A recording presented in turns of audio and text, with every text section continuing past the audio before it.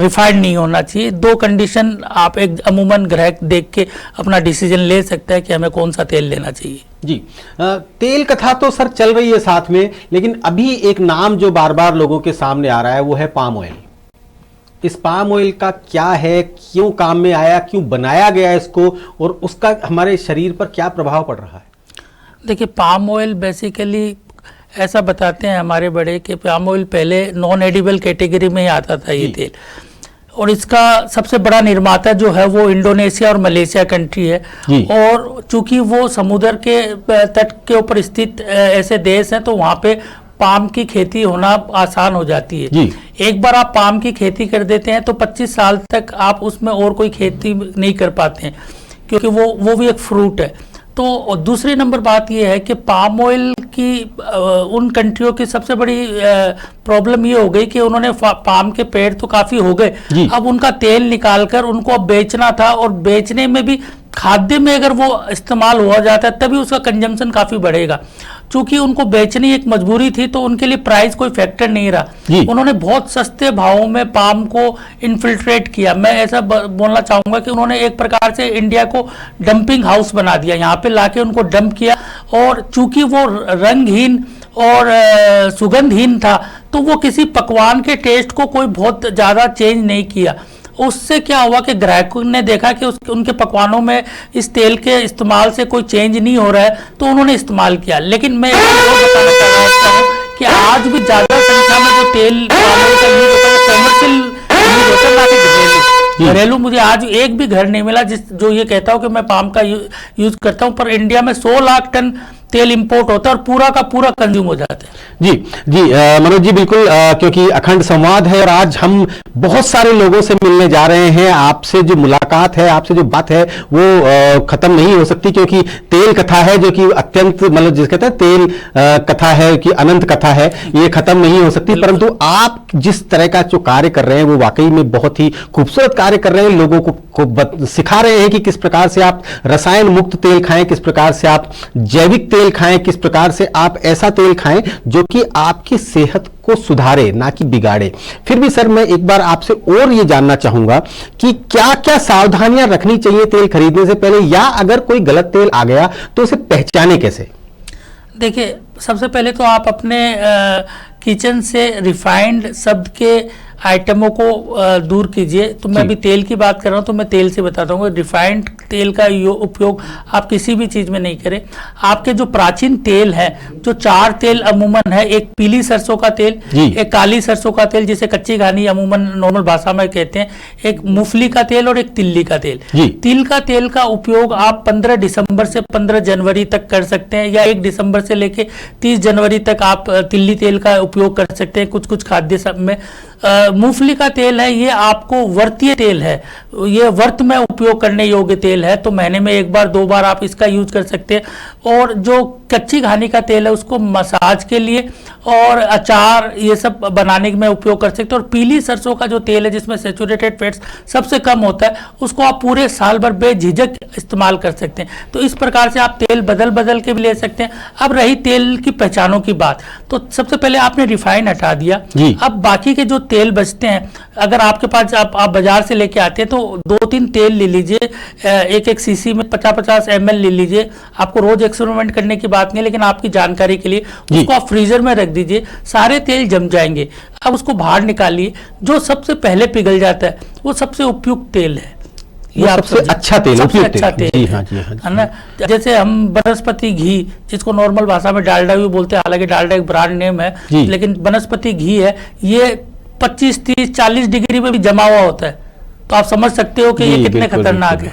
जी हाँ, जो इंस्टेंट खाने की चीजें हैं वहां तो पहचानना मुश्किल है। बाकी सर ने जैसे अचार की बात कही, तो अचार का जो तेल है वो तो 2-3 महीने में रंग दिखाना शुरू कर देता है। अब सर आजकल वो वाले तेल रहे नहीं जिसमें 1.5 साल 2 साल भी अचार रह जाता था तो उसके स्वाद में कोई फर्क नहीं पड़ता था। अब तो पता नहीं क्या मीठापन सा आने लगता है या जम जाता है। खैर, तेल के बारे में तो आप लोगों ने सुना और आपने जाना कि कितना खतरनाक है एक ऐसा तेल काम में लेना जिसमें कि रसायन है, एक ऐसा तेल काम में लेना जिसमें कि मिलावट है, एक ऐसा तेल काम में लेना जो कि बहुत ज्यादा इतने अवगुणों से भरा हुआ है, जो आपको ही नहीं आपकी पीढ़ी को भी बीमार कर रहा है।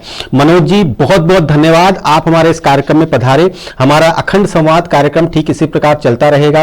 अगले दिन मतलब यानी कि कल 18 जनवरी को 2 बजे तक हमारा प्लान है और हम कोशिश कर रहे हैं कि इसको पूरा 2 बजे से भी आगे लेकर जाएं और एक रिकॉर्ड कायम करें। रिकॉर्ड कायम करना हमारा मकसद नहीं था, हमारा मकसद था किसी भी प्रकार से लोगों तक ये बात पहुंचे कि रसायन मुक्त जो चीजें हैं, रसायन मुक्त जो खेती है, रसायन मुक्त जो भोजन है, वो असल में आपके शरीर के लिए सबसे ज्यादा जरूरी है।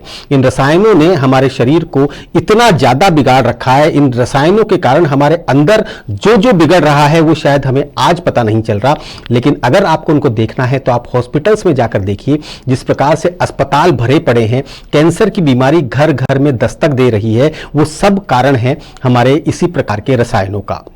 जी हां, आगे हम बढ़ते रहेंगे, आगे एक के बाद एक हमारे पास में एक्सपर्ट्स आते रहेंगे, विशेषज्ञ आते रहेंगे, जो कि आपको बताएंगे किस प्रकार से ऐसे किसानों से हम आपका परिचय करवाएंगे जो कि रासायनिक खेती को त्याग कर प्राकृतिक खेती कर रहे हैं और ये मिथ तोड़ रहे हैं कि रासायनिक की जो खेती है उसमें जो उत्पादन होता है वो ज्यादा होता है और प्राकृतिक खेती में जो उत्पादन होता है वो कम होता है। हम आपको कुछ ऐसे किसानों से मिलाएंगे जो किसान इस प्राकृतिक खेती यानी जैविक खेती और प्राकृतिक खेती को करने के बाद में वो लोग अपनी आय को डबल ट्रिपल कर चुके हैं। ऐसे लोगों से भी हम आपका परिचय करवाएंगे जो लोग बताते हैं कि प्राकृतिक खेती के बाद उनके जीवन में कितना परिवर्तन आया। कारण सिर्फ इतना सा है कि ये धरती हमारी माता है, इस धरती में जब हम केमिकल डालते हैं तो धरती हमें आशीर्वाद नहीं देती, लेकिन जब हम ये संकल्प कर लेते हैं कि हमें इसमें रसायन नहीं डालना, हमें गौ माता के गोबर से हमें ये काम करना है, हम जब ये संकल्प कर लेते हैं तो धरती माता भी छप्पर फाड़ के हमें देना शुरू कर देती है। हमारी धरती माता जब हम पर आशीर्वाद देती है, हम पर कृपा बरसाती है, तो छप्पर फाड़ के बरसाती है। हमारे साथ कुछ ऐसे ही किसान एक के बाद एक जुड़ेंगे, कुछ ऐसे जल संरक्षण के लोग जुड़ेंगे जो बताएंगे कि किस प्रकार से आप इस पानी को बचाएं। और पानी इतना कम होता जा रहा है कि लोगों की सोच तो हल्की होती जा रही है और पानी गहरा होता जा रहा है। हम एक के बाद एक आपके साथ में बहुत सारे मनीषी आपको मिलाएंगे, ऐसे लोग मिलाएंगे जो कि दिन रात धरती माता की पूजा करते हैं, जो कि दिन दिन रात धरती माता के साथ में जुड़े रहते हैं, अपने खेतों को प्रयोगशालाएं बना लेते हैं और वहां जाकर इस तरह के प्रयोग करते हैं, इस तरह के आविष्कार करते हैं कि वो लोगों के लिए प्रेरणा के स्रोत बन जाते हैं।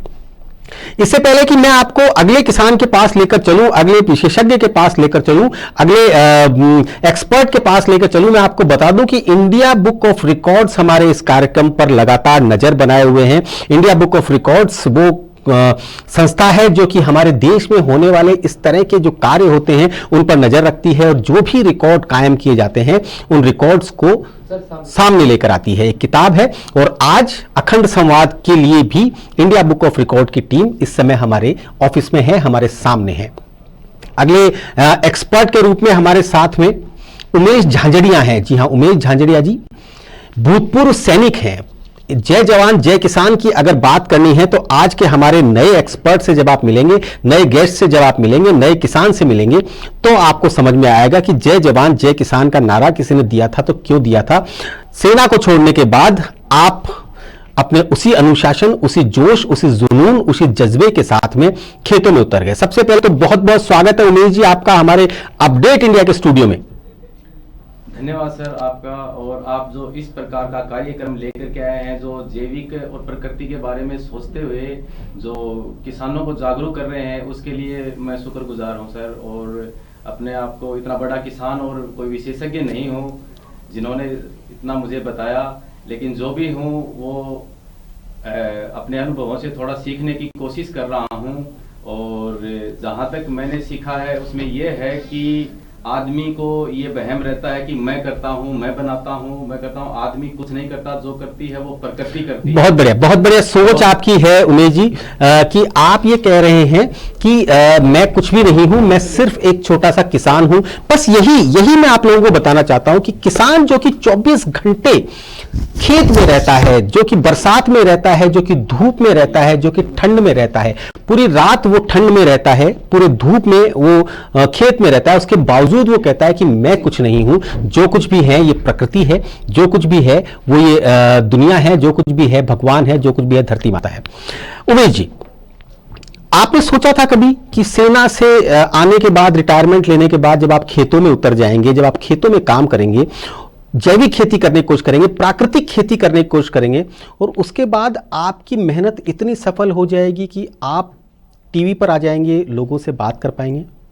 ये मैंने कभी नहीं सोचा था, और मैंने भी शुरुआती 1 साल में वही केमिकल बेस्ड फार्मिंग करी जी। लेकिन उसमें मुझे कुछ मज़ा नहीं आया, और क्योंकि मेरा कोई लक्ष्य नहीं था, पैसा कमाना मेरा मकसद नहीं था, क्योंकि पैसा पेंशन आ गई थी, और ज़्यादा मैं भौतिकतावाद की तरफ नहीं हूँ, क्योंकि कुछ फिलोसॉफी की चीज़ें पढ़ी। मैं 1 मिनट आपको रोकना चाहूंगा। आपके सामने जो इस समय स्क्रीन पर पत्ता नजर आ रहा है, इस पत्ते को आप देखकर, दर्शकों से मैं कहना चाह रहा हूं, इस पत्ते को देखकर आप दिमाग लगाइए किस चीज का पत्ता हो सकता है। जी हां, ये पालक का पत्ता है, और ये उमेश जी के खेतों में हुआ है। इस पालक के पत्ते की लंबाई, इस पालक के पत्ते की चौड़ाई, इस पालक के पत्ते का साइज देखकर आपको लगेगा ही नहीं कि ये पालक का पत्ता है। दूसरे जो पत्ते आपको इस स्क्रीन पर नजर आ रहे हैं वो हमारे जो सोगरी या मोगरी जिसे कहते हैं उसके पत्ते हैं, जो कि बहुत छोटा सा पेड़ होता है। मैं आपको ये इसलिए दिखा रहा हूं, ये मैं आपको इसलिए दिखा रहा हूं क्योंकि इसके अलावा 2 फूल मेरे लिए हजारे के लेकर आए हैं, जो कि आप देख सकते हैं इतने बड़े फूल हैं, इतने बड़े फ्लावर्स हैं कि पूरे हाथ में नहीं आ रहे हैं। ये मैं आपको इसलिए दिखाना चाह रहा हूं कि इनमें किसी केमिकल का यूज नहीं किया गया है। बिना किसी रसायन के इस तरह के पेड़, इस तरह के पालक, इस तरह के पत्ते आप देख सकते हैं। ये इन्होंने केवल प्राकृतिक खेती से किए हैं। ये प्राकृतिक खेती की महिमा है। अगर आप रसायन से इनको बड़ा करते तो बड़ा तो हो जाता, पर इसमें जहर भर जाता। परंतु उमेश जी जो काम कर रहे हैं वो खुद के लिए नहीं कर रहे हैं, वो पूरे पर्यावरण के लिए कर रहे हैं, वो पूरे संसार के लिए कर रहे हैं। और इनको देखकर अगर कोई और भी प्रेरणा लेता है तो वाकई में बहुत अच्छी बात है। लेकिन पिक्चर अभी बाकी है। पिक्चर अभी इसलिए बाकी है कि ये जो काम कर रहे हैं उसमें पानी, जी हां, पानी, जिसके लिए कहा जाता है कि खेत में सबसे ज्यादा जरूरी चीज पानी होती है, और ये इन सब को वाटरलेस कल्टीवेशन यानी कि बिना पानी के उगाने की कोशिश कर रहे हैं। उमेश जी, अब मैं चाहूंगा आप दर्शकों से मुखातिब हो, और अब आप बताएं कि कैसे तो आप प्राकृतिक खेती में आए, और उसके बाद हम बात करेंगे वाटरलेस कल्टीवेशन की। जी उमेश जी।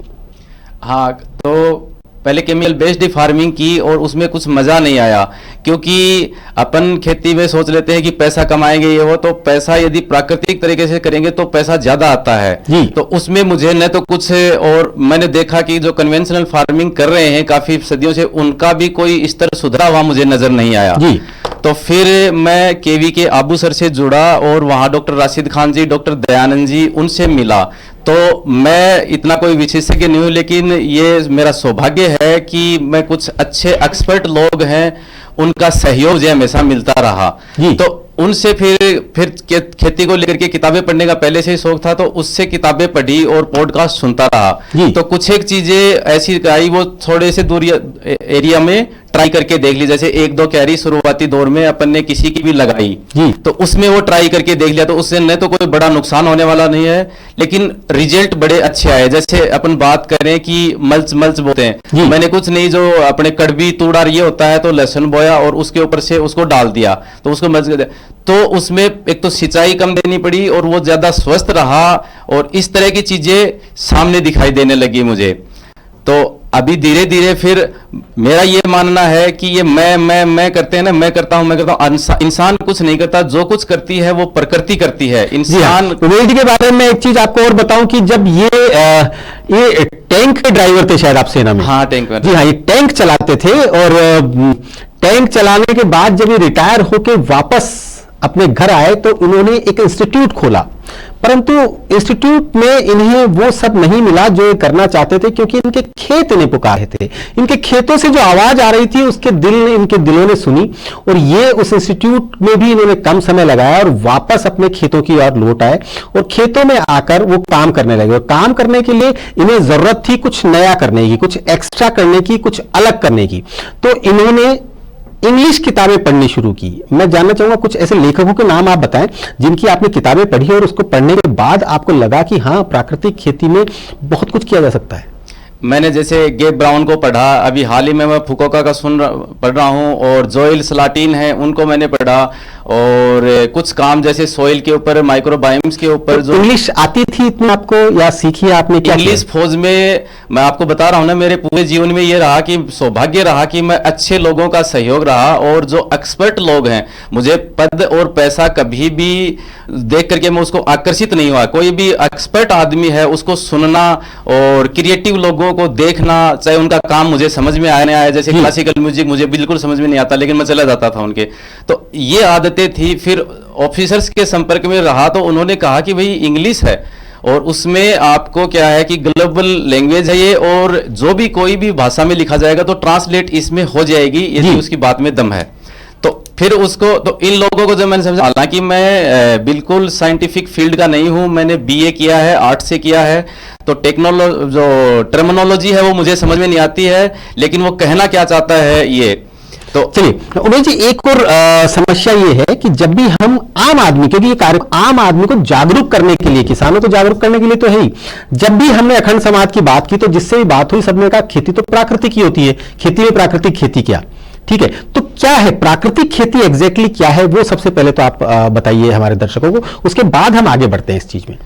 प्राकृतिक खेती जिस प्रकार से जंगल का सिद्धांत होता है कि उसमें कोई खाद नहीं देता, कोई बीज नहीं डालता, कोई सिंचाई नहीं करता, कोई भी उसमें निराई गुड़ाई नहीं करता, निराई गुड़ाई कुछ नहीं करता, वो अपने आप, और इतना डेंस होते हुए भी, उसमें विभिन्न प्रकार की प्रकृति होते हुए भी उसके जो फल फूल तना बीज सबसे ज्यादा स्वादिष्ट होते हैं। और स्वादिष्ट वही चीज होती है जिसके अंदर पोषक तत्वों की प्रचुरता होती है, तो वो स्वाद बनाती है, और उनको कभी बीमारियां नहीं लगती भी हैं तो अपने आप हील कर लेते हैं। और जंगल में वो ताकत होती है कि जंगल में आग भी लग जाती है तो 3-5 साल में वो खुद ब खुद अपने आप खड़ा जाता है। तो सोचो, जो चीज जल करके खड़ा होने की क्षमता रखती है, वो क्षमता सिर्फ प्रकृति में है जी। तो इसी प्रकार से खेती में अभी हम 100% प्राकृतिक खेती नहीं कर सकते, लेकिन धीरे धीरे छोटे छोटे बदलावों से शुरुआत कर सकते हैं। जैसे खेत की ज्यादा निराई गुड़ाई नहीं करी जाए, सिर्फ जिसको जीरो टिलेज फार्मिंग बोलते हैं, क्योंकि सारा का सारा प्रकृति के अंदर मित्र जीवाणुओं का है पूरा खेल जी। ये धीरे मैंने समझने की कोशिश की, और उसके लिए टिलेज यदि कर दिया तो उसकी कॉलोनीज को हम डिस्टर्ब कर रहे हैं। तो सीधी बात यह है कि अपना काम सिर्फ बीज वहां पे रख देना, जैसे मॉइस्चर मिलती है तो वो जर्मिनेट करेगा, और पूरा का पूरा बाकी काम है वो माइक्रोबायोम्स करते हैं और फंगी करती है। तो आप बिना पानी के खेती करना चाह रहे हैं, या बिना पानी की खेती की तरफ बढ़ रहे हैं, या कम से कम पानी को काम में लेकर खेती करना चाह रहे हैं? क्या लगता नहीं लोग आपको वहां पे हंसते नहीं जब आपने शुरुआत की होगी, या कुछ इस तरह से कहा, लोगों ने कहा नहीं कि क्या बात कर रहे हो, बिना पानी के कुछ हो सकता है, या प्राकृतिक खेती कुछ हो सकती है? हाँ बिल्कुल कहा मुझे, और आज भी मुझे गांव में रिश्तेदार सारे ये कहते हैं ये तो मेंटल है। जैसे फौजियों को एक टैगलाइन दे देते हैं ना, समाज के अंदर कहते हैं ना फौजी तो मेंटल होते हैं, इनका तो दिमाग घुटने में होता है ये वो। तो उन चीजों से मुझे फर्क नहीं पड़ा। वो फर्क इसलिए नहीं पड़ा कि आप एक अच्छे लोगों के साथ रहते हैं, एक्सपर्ट के साथ रहते हैं, और काफी सारे रिसर्च पेपर आप पढ़ लेते हैं, तो डाउट की कहीं गुंजाइश नहीं हो जाती है, सिर्फ फिर उस चीज को करने की जरूरत होती है। तो आप लिंक जरूर भेजिएगा उन लोगों को जो आपको कहते हैं कि मेंटल है या घुटने में दिमाग होता है, उन्हें आज के कार्यक्रम वो देख रहे होंगे, और ऐसी कोई बात नहीं उनसे बदला लेना, और ये भी कोई मेरा मकसद नहीं है। लेकिन ये है कि यदि जीवन में आपके पास, लेकिन ये बात भी सही है कि काबिल तारीफ होने के लिए वाकई पे तकलीफ होना पड़ता है। आपने तकलीफ झेली तो अब आप आज तारीफ के हकदार आप हैं जी। जी उमेश जी। हाँ, और यानी कि पर्पज होना चाहिए। प्राकृतिक खेती हो चाहे कोई भी हो, लाइफ में जब तक आपका पर्पज नहीं होता है तो तब तक आप उस चीज में आप कुछ कर नहीं सकते। जी। तो मैंने मेरा उद्देश्य को जाना कि मेरे बाप दादा पुरखे जो जमीन मुझे दे करके गए थे, जिसको अपना क्या बोलते हैं, परंपरागत संपत्ति बोलते हैं, पुरखों द्वारा दी हुई, तो एक अच्छी पीढ़ी का काम यह होता है कि उसको बढ़ा चढ़ा करके या उसे और अच्छा करके अगली जनरेशन को दे। जी। क्योंकि जीवन का उद्देश्य हमारा यह होता है कि आने वाली नस्लें हमारी हमसे ज्यादा बेहतर हों। जी।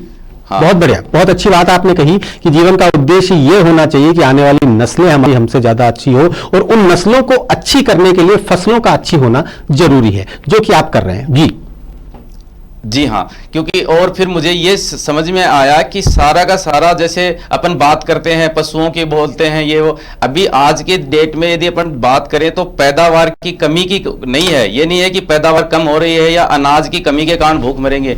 अनाज के अंदर पौष्टिक तत्वों का गायब होना सबसे बड़ी समस्या है, जो कि सोयल डिग्रेडेशन के कारण हो रहा है।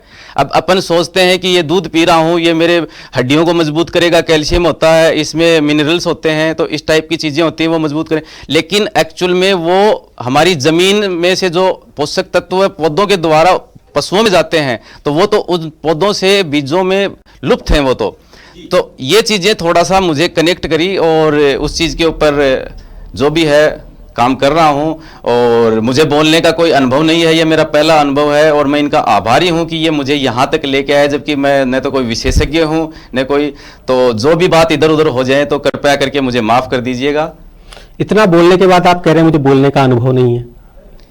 आप अच्छा बोल रहे हैं क्योंकि आप अच्छा काम कर रहे हैं। आदमी बोलता तभी है जब उसके पास में कुछ करके दिखाने की ललक होती है। आपने अच्छा काम किया है, आप अच्छे काम के लिए आगे बढ़ रहे हैं। उमेश जी, हम चाहते हैं कि आपको हम आज स्क्रीन पर इसलिए लेकर आए हैं, आपको देखकर अन्य लोग भी सीखें और समझें कि इस धरती माता की कोख में हम जो इतना केमिकल भर रहे हैं वो कहीं ना कहीं हमारे ही पेट में वापस जा रहा है। चलिए, कहाँ से ट्रेनिंग ली, कहीं आप गए इसके लिए, या कोई और व्यक्ति हैं जो आपको सिखाते हैं, सब कुछ बताना चाहेंगे? हाँ, मुझे ट्रेनिंग नहीं मिली। मेरा संपर्क, देखिए जितने भी जो गवर्नमेंट के इंस्टीट्यूट्स हैं, जो प्रॉपर जिनकी फंक्शनिंग का एक तरीका है, तो उस पे मैं शुरू से ही ट्रस्ट करता था, क्योंकि सरकारी स्कूल का पढ़ा हुआ हूँ, और फिर इंडियन आर्मी में रहा तो वो भी मुझे नोबल इंस्टीट्यूट मिला। तो फिर उसमें मुझे, क्योंकि जितने भी रिसर्च के काम होते हैं या कोई भी काम होते हैं, तो उनका एक तौर तरीका है, वो झूठ बोलने की उनको जरूरत नहीं होती, क्योंकि उनकी सैलरी गवर्नमेंट से मिलती है। तो मेरा संपर्क केवी के आबू सर से हुआ, क्योंकि मूंग, मेरे क्षेत्र में किसी ने भी मूंग की खेती करना बंद कर दिया था। किस लिए? कि येलो मोजिक वायरस आता है, तो बोले मूंग तो पीले पड़ जाते हैं जहां पानी की सिंचाई होती है कुओं की। तो अब मेरे लिए ये था कि मेरे यहाँ पे कुआं नहीं है, और मैंने जानबूझ के कुआं नहीं किया, क्योंकि 2 साल बाद में या 3 साल बाद में मेरे गांव में भी पानी सूख जाएगा, क्योंकि मेरे दक्षिण साइड में 4 किलोमीटर दूर पानी खत्म हो चुका है, और पश्चिम साइड में 3-3.5 किलोमीटर दूर पानी खत्म हो चुका है। तो अगला नंबर हमारे गांव का, तो पानी वाली खेती में मुझे भविष्य नहीं दिखा। तो फिर वहां पे मैं मूंग की अच्छी वैरायटी के लिए मैंने उसमें स्टडी किया, तो पाया गया कि बहुत सी वैरायटीज ऐसी आ गई हैं जिनमें येलो मोजिक नहीं होता। तो केवी के आबू सर में जुड़ा, तो डॉक्टर राशिद खान जी हैं, उनसे फिर उन्होंने शुरू के 1-2 साल तो कोई भी आदमी इतना देखता नहीं, लेकिन बाद में उनको लगा कि ये तो जुनूनी आदमी है और ये इस चीज के लिए पागल है। तो फिर उनके संपर्क में आया, तो वो मुझे धीरे धीरे बीच बीच में हिंट देते रहे। ऐसे ही जैसे मैंने कोई बीमारी के बारे में पूछा तो बोले इसका इलाज तो ये है, तो मैंने उनसे पूछा डॉक्टर साहब इसका क्या कोई जैविक उपाय है या कोई ऐसा है कि ये न करें? तो बोला जरूरत नहीं है, बोलो आपने पूछा तो हमें बताना पड़ेगा। तो फिर उस चीज को ऐसे ही छोड़ दिया, तो छोड़ा तो पैदावार में जरूर थोड़ी। आप अक्सर किसान ये कहते हैं कि जब हम प्राकृतिक खेती करते हैं या जैविक खेती करते हैं तो हमें वो भाव नहीं मिलता जितना पैसा उसमें लग गया या जितनी मेहनत उसमें लग गई। आप क्या कहना चाहेंगे, क्योंकि आप 2 फसल शायद कर चुके हैं? भाव तो ऐसे है जी, कीमत तो आदमी खुद तय करनी पड़ती है कि मेरी क्या कीमत है, मेरी क्या औकात है। भाव आपका बाजार तय नहीं करता। यदि अब मैं बात करूं, जैसे पिछले साल मैंने सरसों का तेल है वो 1600-1700 रुपए में 15 kg का टीन मिल रहा था, मैंने 3000 रुपए 3.5 बताया और 3 लिए। तब उनको थोड़ा सा वो लगा महंगा भी है, कोई मजा नहीं आया। मैंने उन्हीं आदमियों को 7,500 रुपए लिए भी, और वो मैंने बाजार में बेचने के लिए नहीं निकला, उनको, वो मेरे बहुत क्लोज आदमी हैं, मैंने दिया भी उन्हीं को जो मेरे काम को जानते हैं। उनके थ्रू 1-2 आदमी की और डिमांड आई कि बोले मुझे भी दिलवा दो। मैं बोला जो आदमी मेरे काम को नहीं जानता उसको मैं सामान नहीं बेचूंगा। और ये भी मैं उनको ये बताया, उनको ये लग रहा है कि एहसान कर रहा हूं मैं। कीमत तो आप कुछ भी तय कर सकते हैं, कीमत बाजार नहीं तय। अभी जैसे मैं मेरे सरसों के तेल की बात करूं तो डॉक्टर साहब ने अभी वो मुझे शक बताया है कि ये इतना पीलापन यदि वो फोटोग्राफ दिखा सकेंगे या बाद में चला सकेंगे तो मैं इनको दे दूंगा, और दी हुई भी हैं, तो एकदम पीला लगा। तो डॉक्टर साहब बोले कि प्रोलीन, जब प्रोलीन पाया जाता है तब ये कलर ऐसा होता है, बाकी लैब टेस्ट करा करके रिपोर्ट उसकी आ जाएंगी। प्रोलीन क्या होता है कि प्लांट जब स्ट्रेस कंडीशन में, खास करके मॉइस्चर की स्ट्रेस कंडीशन में अपने आप को सर्वाइव करने के लिए एक प्रोलीन एमिनो एसिड बनाता है, जो कि लास्ट में जाकर के वो सीड में देता है। जिसका आप मिले थे अभी आपसे पहले जो महानुभाव यहाँ पर इस समय बैठे हुए थे, उनसे आप शायद मिले नहीं, वो भी जी बाद में मुझे उनसे मिलना है, क्योंकि तेल का जैसे आपने नाम बताया, उनका परिचय कराया, फिर वो स्टूडियो में आ गए, तो मुझे उनसे मिलना है। मेरे कान खड़े हुए थे। आपको खुद लेकर चलूंगा उनके पास। वो नोटा के अध्यक्ष है, मतलब जितनी भी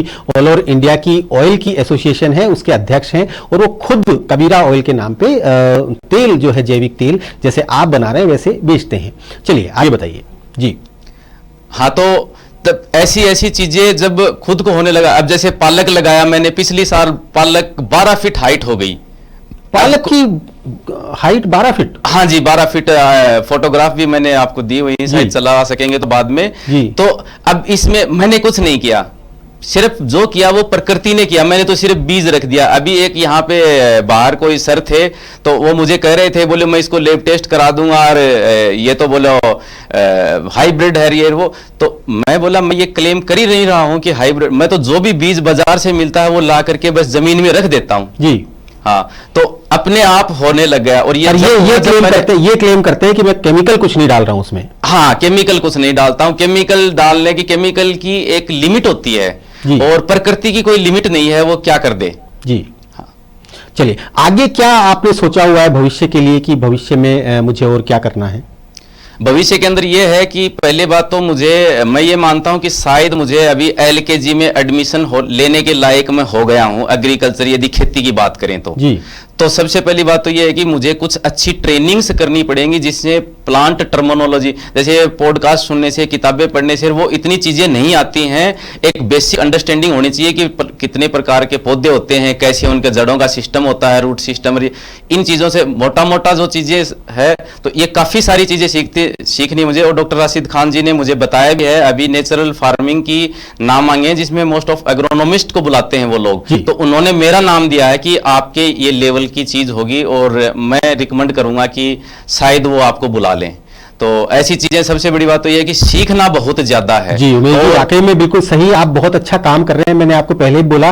और क्योंकि थोड़ी सी समय की सीमा है, आज हम आपसे ज्यादा लंबी बात नहीं कर पाएंगे, क्योंकि आप देख रहे हैं बाहर भी बहुत अच्छे बड़े बड़े एक्सपर्ट्स इस समय इंतजार कर रहे हैं इस कार्यक्रम के माध्यम से लोगों से जुड़ने का। परंतु मैं आपसे सिर्फ यही कहना चाहूंगा, जाते जाते सिर्फ इसका अंतिम सवाल मैं सिर्फ ये कहना चाहूंगा कि क्या कहना चाहेंगे आप, नंबर एक तो हमारे दर्शकों को जो कि अधिकतर किसान हैं, और दूसरा ये बात, आपकी जो आने वाली पीढ़ी है, क्या उसे आप खेतों में ही देखना चाहते हैं, क्या चाहते हैं कि वो किसान बने, या उन्हें कोई और जॉब आप दिलाना चाहेंगे? मैं ये चाह रहा हूं, बेटा मेरा 12वीं क्लास में पढ़ रहा है PCM में, और यदि कुछ इस काबिल मैं बना सकूं कि उसका रोटी का जुगाड़ चल जाए, तो उसको खेत में ही लाना पसंद करूंगा। और यदि नहीं चलता दिखे, मान लीजिए मेरी पैदावार उतनी नहीं हो रही है, खर्चे नहीं चल रहे हैं, तो मेरी तरह कुछ दिन के लिए नौकरी करे वो, और फाइनेंशियल फ्रीडम लेकर के, फाइनेंशियल फ्रीडम की कोई एक सर्टेन अमाउंट नहीं होती इतनी लेकर के। अब मेरे पास यदि बात करें तो मोटर व्हीकल तो छोड़ो, मेरे पास कोई भी इलेक्ट्रिक स्कूटी या ये भी नहीं है, साइकिल पे चलता हूं मैं, तो भौतिकवाद मेरे लिए इंपॉर्टेंट नहीं था। मेरे लिए ये था कि एक जुनून था और एक उद्देश्य था कि ये जो जमीन को जिस हिसाब से डिग्रेडेशन किया गया है, तो जितना मैं इस धरती माता है, इस मिट्टी का मैं घाव यदि भरने की कोशिश कर सकूं, प्रकृति का सहयोग कर सकूं, तो मुझे ये मेरा जुनून था।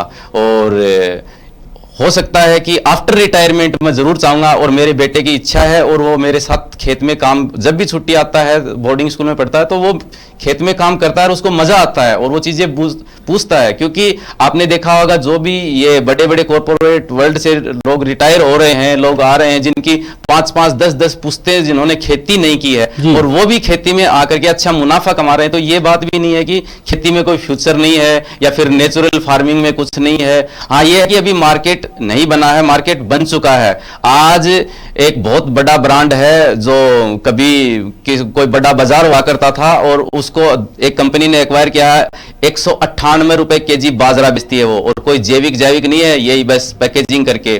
तो कोई 10,000 रुपए केजी तक घी बिक रहा है, 350 रुपए केजी तक मूंग की दाल बिक रही है। तो लेकिन वो बिक रही है, झूठ बिक रही है वो, क्योंकि सिटीज के अंदर जो लोग हैं उनको पता तो चल गया कि ये चीज होती है। असली एक्चुअल में जो इस तरह की खेती करता है उसका प्रोडक्ट बाजार में जाता ही नहीं है, उसके तो लाइन लगी खड़ी है जी, वो तो खेत से ही बिक जाता है, खेत से बिक जाता है। और वर्ड ऑफ माउथ, थोड़ा सा एक शब्द है राजस्थानी भाषा का थ्यावस, जिसको वैसे तो पैसेंस ही कहेंगे, लेकिन इसके अनेक अर्थ निकलते हैं, तो थ्यावस रखनी पड़ेगी। तो यही है। और मैं जिस तरीके से लगा तो एक किताबें पढ़ के आपका शब्दकोश बढ़ गया, और तो कुछ हुआ नहीं हुआ मुझे नहीं पता, हालांकि खेती में भी आपका दिख रहा है, परंतु बातें बहुत अच्छी करने लगे आप। नहीं, वो तो देखो साहित्य सभी को पढ़ाना चाहिए और लाइब्रेरीज होनी है शिक्षा को लेकर के। मैं तो जैसे यहाँ पे जयपुर लिटरेचर फेस्टिवल